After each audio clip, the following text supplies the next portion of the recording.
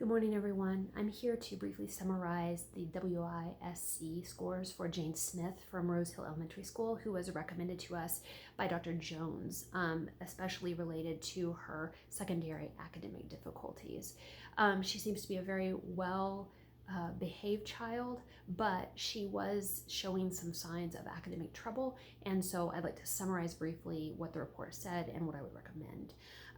Compared to her peers, she had mostly average scores in all the major areas of cognitive abilities as well as verbal and non-verbal reasoning abilities.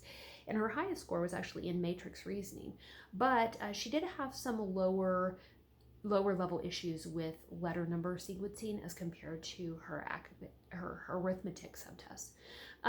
However, the subscores that would be more concerned, that were more below average, had to do with perceptual reasoning index skills and working memory index skills. And so this has to do with her attention, concentration, mental control. These are all weak areas. And her visual mastery of material is much lower than her verbal mastery of material. It takes longer for her to process new information and to learn it, and then she ends up making more mistakes when she goes back to repeat or to apply it, and that all contributes to her lower processing speed.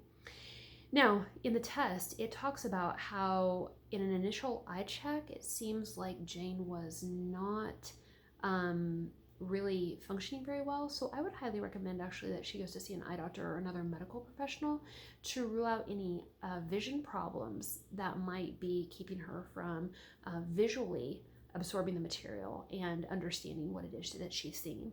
In addition, there's some family stress that's going on there. Recently, it sounds like a parent or a caregiver lost a major source of income, perhaps through loss of work. And I don't know how that's affecting Jane emotionally or mentally and her ability to concentrate and understand and pay attention in school. And finally, it listed that she is on some sort of allergy medication, and I would just be interested to know if there are any side effects of that medication that could potentially be affecting her concentration and her ability just to focus on her work. Maybe she's extra sleepy from the medication.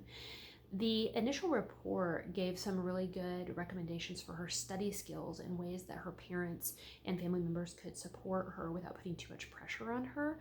It sounds like she could already be kind of a perfectionist type of child from her extremely good behavior. So I would want to second those recommendations, that they really support her well in that way.